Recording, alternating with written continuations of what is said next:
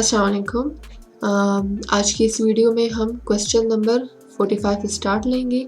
तो क्वेश्चन को रीड करते हैं कि क्वेश्चन में क्या लिखा हुआ है। क्वेश्चन नंबर 45 है कि observation can be quantitative, option A, option B qualitative, option C both A and B and option D none of the above. Observation की अगर हम बात करें तो ऑब्जर्वेशन में जब एक साइंटिस्ट ऑब्जर्व करता है जो कोई चीज़ प्रूव करने के लिए, तो वो सारी इंफॉर्मेशन अपने साथ नोट करता है। उस एक्सपेरिमेंट में वो डेटा जो वो कलेक्ट करता है वो in the form of numbers भी हो सकते हैं और इन द फॉर्म ऑफ किसी चीज़ के कलर या उसके साइज़ के बारे में भी हो सकती हैं। तो वो उस डेटा को नोट करता है अपने पास, जो वो ऑब्जर्व कर लेता है, वो अपनी ऑब्जर्वेशन को अपने साथ नोट कर लेता है। तो वो ऑब्जर्वेशन हमारे पास क्वांटिटेटिव भी हो सकती है। क्वांटिटेटिव का क्या मतलब है? Quantitative name, this name also shows that quantity of a substance. Quantity means which shows the number of a substance. For example कि कितने पर्सन्स थे, तो मतलब उसकी नंबर होगी 5% है, या कोई ऐसी चीज़ हो जिसकी नंबर प्रेजेंट हो डेटा में, तो वो क्वांटिटेटिव हम उसे कह सकते हैं। जबकि क्वालिटेटिव उसे कहते हैं जो किसी चीज़ की क्वालिटी को शो करता है, या किसी चीज़ की क्वालिटी हम ऐसे भी कह सकते हैं कि क्वालिटी में कलर भी आ सकता है, उसकी साइज़ भी आ सकती है, उसकी शेप भी आ सकती है। यानी उस चीज़ की क्वालिटी को शो कर रही हो कि वो चीज़ जो है वो रेड कलर की थी, या उसकी साइज़ जो है वो इतनी थी, या ऐसी डेटा जब हम साइंटिस्ट नोट करता है अपने साथ, तो उसे हम क्वालिटेटिव कहते हैं। तो ऑब्जर्वेशन में दोनों आ जाती है, यानी क्वांटिटेटिव भी आ जाती है और क्वालिटेटिव भी। तो इसमें ऑप्शन सी जो है बोथ ए एंड बी जो है वो करेक्ट ऑप्शन है, क्योंकि इसमें बोथ क्वांटिटेटिव और क्वालिटेटिव जो है वो करेक्ट ऑप्शन है। तो option C is correct option. Question number 46।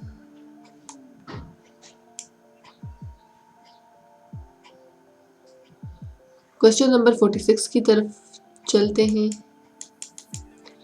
Question number 46 है कि how many percent of species of insects are found in the world. Option A 19.9%, option B 16.9%, option C 10% and option D 12.4%। तो अगर हमें ये पता हो कि वर्ल्ड में सबसे लार्जेस्ट परसेंटेज जिस चीज़ की पाई जाती है, तो वो इंसेक्ट की ऐसी स्पीशी है जिसकी सबसे ज़्यादा परसेंटेज जो है वर्ल्ड में पाई जाती है। तो इसमें सबसे ज़्यादा फिगर जो है वो 19.9 है।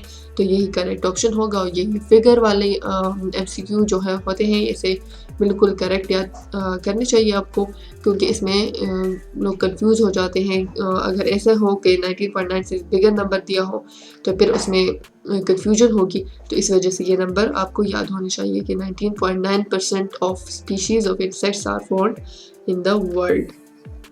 So option A is correct option. Question number 47. How many species of organism are found in the world? Option A 440 league. Option B 25 league. Option C 25 league and 50,000 and option D 30 league. तो ये भी figure वाला MCQ है, यानी इसमें भी number है। तो ये नंबर आपको याद करने चाहिए कि 25 lakh of organisms are found in the world. तो ऑप्शन बी जो है वो करेक्ट ऑप्शन है। Question number 48। Science is based on dash inquiry. Option A hypothesis, option B observation, option C census and option D experimental. Okay, science जो है उसमें जब किसी कोई ऐसी प्रॉब्लम आ जाता है, उसको सॉल्व करने के लिए हमारे पास एक साइंटिफिक मेथड होता है। उसके थ्रू हम एक प्रॉब्लम को सॉल्व करते हैं। तो उस साइंटिफिक मेथड के कुछ स्टेप्स होते हैं, जिसमें से उस स्टेप्स के थ्रू जो है वो साइंटिस्ट जो है अपने उस प्रॉब्लम को सॉल्व करता है। उसकी सबसे पहला स्टेप जो है, सबसे पहले वो ऑब्जर्वेशन करता है। साइंटिफिक स्टेप का सबसे पहला स्टेप जो है वो ऑब्जर्वेशन है। देन नेक्स्ट हाइपोथेसिस होते हैं। हाइपोथेसिस वो अपनी देता है।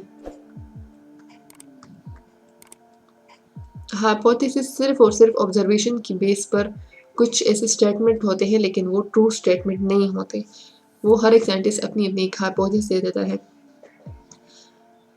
फिर उस हाइपोथेसिस को चेक करने के लिए, उस अपनी प्रेडिक्शन को चेक करने के लिए कुछ टेस्ट होते हैं। हर एक साइंटिस्ट अपनी अपनी टेस्ट कराता है।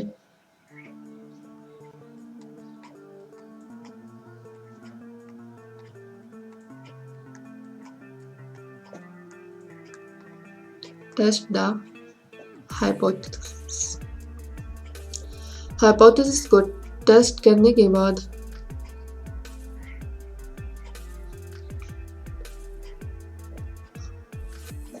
हाइपोथेसिस को टेस्ट करने के लिए बहुत से एक्सपेरिमेंट किए जाते हैं। उस एक्सपेरिमेंट से जो हमारे पास रिजल्ट आ जाता है, तो वो रिजल्ट भी अभी कंप्लीट रिजल्ट नहीं होता, वो तो या फिर थ्योरी में चेंज हो जाता है और या फिर लॉ में। तो फिर ये उनकी ऑब्जर्वेशन या उनकी एक्सपेरिमेंट्स पे डिपेंड करता है कि ये जो है उनकी एक्सपेरिमेंट जो उन्होंने किया या उन्होंने ऑब्जर्वेशन दी या उन्होंने हाइपोथेसिस अपनी भी दी, तो वो करेक्ट है या नहीं। फिर और साइंटिस्ट भी आ जाते हैं, फिर वो अपनी अपनी हाइपोथेसिस और अपनी स्टेटमेंट देते हैं उस एक्सपेरिमेंट के बारे में या उस प्रॉब्लम्स के बारे में। तो साइंस जो है, science is based on dash inquiry. तो हाइपोथेसिस तो नहीं आएगा क्योंकि ये कम्प्लीटली करेक्ट स्टेटमेंट नहीं होती, ये सिर्फ प्रेडिक्शन होती है। ऑप्शन बी ऑब्जर्वेशन भी नहीं आएगा क्योंकि ऑब्जर्वेशन तो फर्स्ट स्टेप है। ऑप्शन सी भी नहीं आएगा क्योंकि सेंसेस है, सेंसेस में तो सिर्फ फाइव सेंस आ जाते हैं जिसके थ्रू एक साइंटिस्ट जो है वो ऑब्जर्वेशन करता है। जबकि ऑप्शन डी जो है एक्सपेरिमेंटल है, यानी एक्सपेरिमेंट होने के बाद ही उसका कोई रिजल्ट आता है या उसकी वो थ्योरी या लॉ में चेंज हो जाती है। तो इसी वजह से साइंस जो है वो एक्सपेरिमेंटल इंक्वायरी है। एक्सपेरिमेंट के बगैर जो है वो कोई भी साइंटिस्ट अपना कोई भी स्टेटमेंट नहीं दे सकता जब तक एक्सपेरिमेंट ना किया हो। तो एक्सपेरिमेंट के बगैर जो है वो साइंस जो है वो इनकम्प्लीट है। इस वजह science is based on experimental inquiry. Okay, 49 की तरफ चलते हैं। क्वेश्चन नंबर 49 है, science is dash knowledge. Option A experimental, option B methodology, option C systematize and option D all of them. Science की अगर हम बात करें तो साइंस जो है वो एक्सपेरिमेंटल है, जैसे कि ऊपर क्वेश्चन नंबर 48 में हमने डिस्कस कर लिया है कि एक्सपेरिमेंट के बगैर जो है वो कोई भी साइंटिस्ट अपना कोई भी स्टेटमेंट नहीं दे सकता। तो वो एक्सपेरिमेंट के बगैर जो है वो साइंस इज़ इनकम्प्लीट। तो साइंस जो है वो टोटली एक्सपेरिमेंटल नॉलेज है। जबकि ऑप्शन बी जो है मेथडोलॉजी, तो साइंस में एक एक्सपेरिमेंट करने के लिए या एक रिजल्ट को फाइंड करने के लिए एक ख़ास मेथड के थ्रू जो है वो हर एक साइंटिस्ट उस पर वो प्रोसीड होता है। तो वो साइंस जो है इसमें ये वाला ऑप्शन भी करेक्ट है कि साइंस इज मेथडोलॉजी, यानी कंप्लीट मेथड होता है जिसके थ्रू हर एक साइंटिस्ट जो है वो अपने प्रॉब्लम को सॉल्व करता है। जबकि ऑप्शन सी जो है वो सिस्टमैटाइज, यानी एक खास सिस्टम के थ्रू रिजल्ट को फाइंड करता है हर एक साइंटिस्ट। तो इसमें ऑप्शन डी जो है all of them correct option है, यानी इसमें ये तीनों ऑप्शन जो है ये करेक्ट है। तो option D is correct option, यानी all of them. Question number 50 की तरफ चलते हैं। क्वेश्चन नंबर 50 में है, Dash is an unbroken series of species. Option A phyletic lineage, option B population, option C biosphere and option D all of them. अगर phyletic lineage यानी option A की definition को हम रिकॉल करें तो phyletic lineage की definition है कि phyletic lineage is an unbroken series of species which can shows a link between ancestors to their descendants or which can show a link between present to their past। यानी past और present के organism में जो link show करता है उसे phyletic lineage कहा जाता है। इसमें हर एक स्पीशीज़ की सीरीज़ जो है वो अरेंज की जाती है और ये एक अनब्रोकन सीरीज़ है। यानी सबसे पहले एक सबसे स्मॉल ऑर्गेनिज्म, फिर से कुछ बड़े, फिर उससे बड़े। तो एक अनब्रोकन सीरीज़ है, ये नहीं कि कम्प्लीटली वो एक जैसे हों, यानी स्मॉल से फिर थोड़े ज़्यादा, फिर उससे थोड़े साइज़ में ज़्यादा। तो इसी वजह से ये एक अनब्रोकन सीरीज़ ऑफ स्पीशीज़ है जो एंसेस्टर्स और डिसेंडेंट के बिटवीन जो है वो एक लिंक, एक कनेक्शन को शो करता है।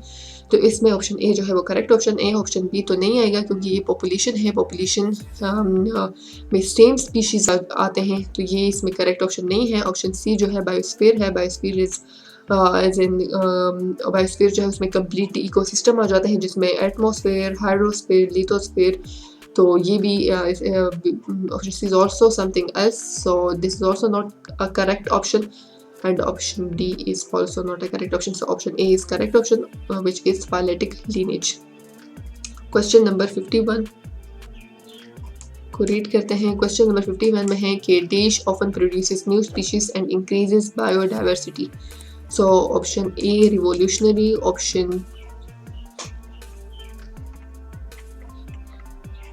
Option B evolutionary, and option C environmental, and option D none of them. तो रिवोल्यूशनरी या इवोल्यूशनरी, रिवोल्यूशंस होती है, यानी क्वेश्चन में है कि often produces new species and increases biodiversity. ये तो क्वेश्चन के दो पार्ट हैं, न्यू स्पीशीज़ की प्रोडक्शन और फिर बायोडाइवर्सिटी में इंक्रीज। तो जब न्यू स्पीशीज़ की प्रोडक्शन होगी तो वो ऑब्वियसली बायोडाइवर्सिटी में इंक्रीज ही पैदा करेगा, यानी स्पीशीज़ के वैराइटीज़ के नंबर में इंक्रीज आएगी अगर हमारे पास न्यू स्पीशीज़ प्रोड्यूस होंगे। तो ये न्यू स्पीशीज़ किस तरह प्रोड्यूस होंगे, या क्या ये रिवोल्यूशनरी से प्रोड्यूस होंगे, या इवोल्यूशनरी से प्रोड्यूस होंगे, या इन्वायरमेंटल से। तो इन्वायरमेंटल और रिवोल्यूशनरी तो कम्प्लीटली इनकरेक्ट ऑप्शन है क्योंकि इसका न्यू स्पीशीज़ के प्रोडक्शन से कोई लिंक नहीं है। जबकि इवोल्यूशनरी जो है वो यहाँ पर हम मैं आपको यहाँ पर डिस्कस करेंगे कि इवोल्यूशनरी जो है किसे कहते हैं। इवोल्यूशनरी, अगर फॉर एग्जांपल हम एक एग्जांपल ले लें एक पॉपुलेशन की, उसमें स्पीशीज़ है, सेम स्पीशीज़ है, उसमें एक स्पीशी है वो माइग्रेट कर जाती है अपने एक पैरेंट से न्यू क्लाइमेट की तरफ। कुछ टाइम गुजरने के बाद जब वो न्यू क्लाइमेट में कुछ टाइम गुजार लेती हैं तो वो उसमें ऐसे चेंजेस आ जाते हैं कि उसकी हैबिट्स में, उसके बहुत से करेक्टर्स में कम्प्लीटली वो उसमें इतनी चेंजेस आ जाती हैं कि हम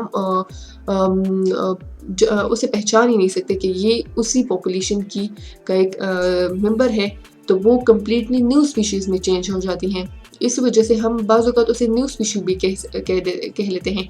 जैसे कि हम रेड फॉक्स और किट फॉक्स की एग्जांपल भी ले लें तो उसमें एक डेजर्ट में होता है जबकि एक फॉरेस्ट में होता है। क्लाइमेट की डिफरेंस की वजह से उसके उन दोनों के कैरेक्टर्स कम्प्लीटली डिफरेंट हो जाते हैं और हम ये कहने पर मजबूर हो जाते हैं कि this is new species, this is not linked to their parents because of this. So वो जो है वो न्यू स्पीशी हो जाती हैं और हम ऐसे कह सकते हैं कि न्यू स्पीशी की प्रोडक्शन हो गई है। जब न्यू स्पीशी की प्रोडक्शन हो गई है थ्रू इवोल्यूशनरी तो वो बायोडाइवर्सिटी में इंक्रीज पैदा कर देता है। तो इस वजह से evolutionary is the correct option which is option B, and this can produce new species and increases biodiversity. Question number 52, AIDS stand for option A acquired immunodeficiency syndrome, option B active immunodeficiency syndrome, and option C efficient immunodeficiency syndrome, and option D none of them. AIDS, A stand for acquired, I stand for immuno, D stand for deficiency, and S stand for syndrome. Okay, this syndrome is immunodeficiency. Why we call it immunodeficiency syndrome? Because we have immune system.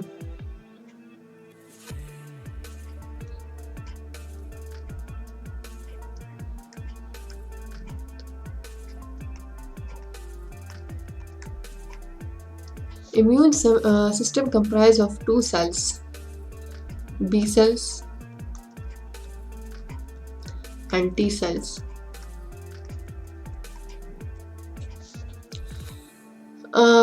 Immune system में दो sales होते हैं, B बहुत से sales होते हैं लेकिन जो मेजर है वो बी सेल्स हैं और टी सेल्स हैं। बी सेल्स में एंटीबॉडीज आ जाती हैं,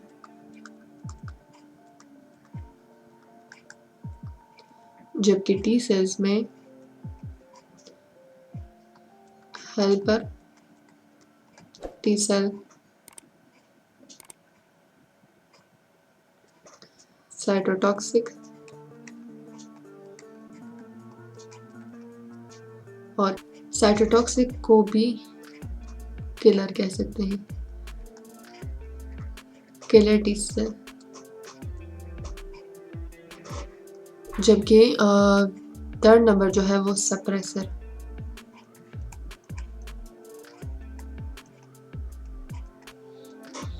तो इसमें एड जो है वो इसमें एक वायरस होता है जो हेल्पर टी सेल को कंप्लीटली डिस्ट्रॉय कर लेता है। इसकी डिस्ट्रक्शन की वजह से हमारे पास इम्यून सिस्टम में डिफिशिएंसी हो जाती है, जिस वजह से हम इस सिंड्रोम को इम्यूनो डिफिशिएंसी सिंड्रोम कह सकते हैं। इम्यूनो डिफिशिएंसी सिंड्रोम के अपने कोई सिम्टम्स नहीं होते, लेकिन इस वजह से इम्यून सिस्टम में डिफिशिएंसी आ जाती है और वो डिजीज़ जिसे हम अपॉर्चुनिस्टिक डिजीज़ भी कह सकते हैं, वो ऐसे डिजीज़ होते हैं वो जो एक सेहतमंद इंसान को नहीं लग सकते, लेकिन इम्यून सिस्टम की डिफिशिएंसी की वजह से वो एक आम एक नॉर्मल इंसान को बहुत आसानी के साथ लग सकते हैं। उसे अपॉर्चुनिस्टिक डिजीज़ इसलिए कहते हैं क्योंकि वो इस इम्यून सिस्टम की कमी का फ़ायदा उठाकर वो एक नॉर्मल पर्सन को बहुत ईज़िली वो लग जाते हैं। तो इस वजह से इसे इम्यूनो डिफिशिएंसी सिंड्रोम हम कह सकते हैं, जो एक्वायर्ड होती है, यानी जो एक पर्सन से दूसरी पर्सन को लगती है, तो इस वजह से इसे एक्वायर्ड कहते हैं। यानी ये एक पर्सन जो है वो दूसरे पर्सन से एक्वायर्ड कर सकता है, यानी लग सकती है। तो इसी वजह से इसे एक्वायर्ड इम्यूनो डिफिशिएंसी सिंड्रोम कहते हैं। तो इसका करेक्ट ऑप्शन जो है ऑप्शन ए है, यानी AIDS stand for acquired immuno deficiency syndrome. और ये question number 53, hepatitis is caused by option A bacteria, option B HIV, option C virus and option D H. virus, यानी hepatitis virus।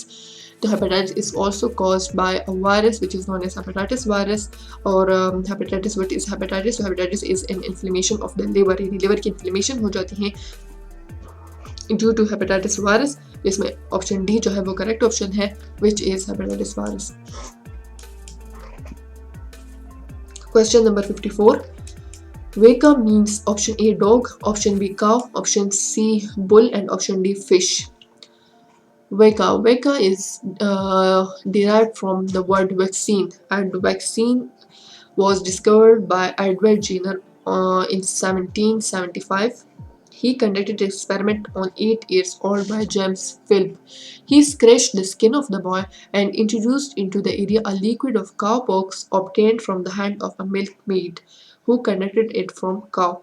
Later on, when boy was exposed to smallpox, he did not suffer the disease.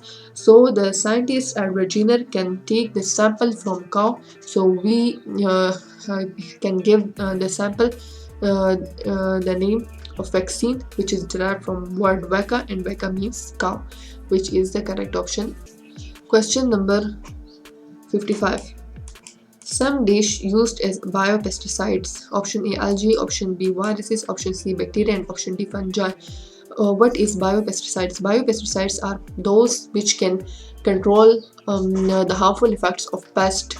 तो अगर हम algae और viruses और fungi की बात करें तो इसके कुछ हार्मफुल इफेक्ट्स हैं, बट यूज़फुल इतने ज़्यादा नहीं है। जबकि कुछ बैक्टीरिया हमारे पास है, जो कुछ बैक्टीरिया एज अ यूज़फुल भी होते हैं और कुछ हार्मफुल होते हैं और कुछ यूज़फुल भी होते हैं। जो उसमें यूज़फुल बैक्टीरिया हैं वो बायोपेस्टिसाइड काम करते हैं, तो इस वजह से इसमें करेक्ट ऑप्शन सी है, यानी some bacteria used as a biopesticide.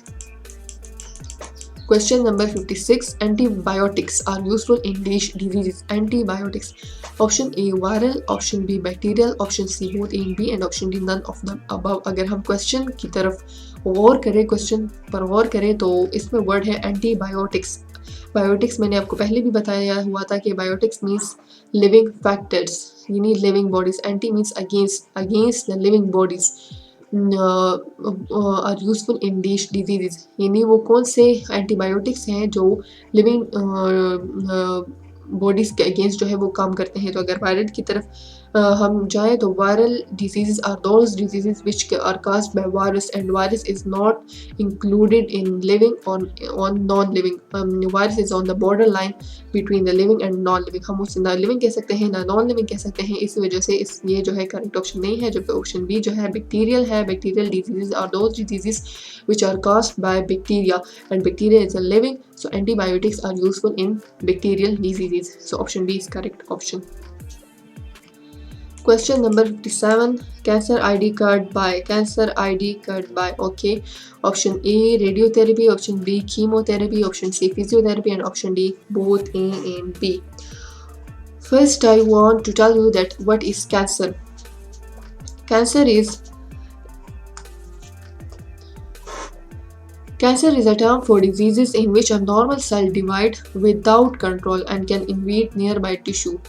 Cancer cell जो है उसकी अनकंट्रोलेबल डिवीजन की वजह से वो बहुत ज़्यादा सेल्स में डिवाइड हो जाता है और जो ना सिर्फ अपने सेल्स को बल्कि उसके जो करीब जो टिश्यूज़ होते हैं उसको भी कम्प्लीटली डिस्ट्रॉय कर लेता है। कैंसर जो है वो ना सिर्फ डिवीजन की वजह से स्प्रेडिंग होती है बल्कि उसकी स्प्रेडिंग थ्रू ब्लड और थ्रू लाइम के थ्रू भी बॉडी एक पार्ट से दूसरे पार्ट में भी स्प्रेडिंग उसकी हो सकती है। तो कैंसर की अब यहाँ ट्रीटमेंट के बारे में कह रहे हैं तो कैंसर की ट्रीटमेंट जो है there is no cure for any kind of cancer but there are some treatments that may cure you and cancer here the word cancer ID used. So cancer ID is an monitoring and identification of CCTCS related nucleic acid in blood.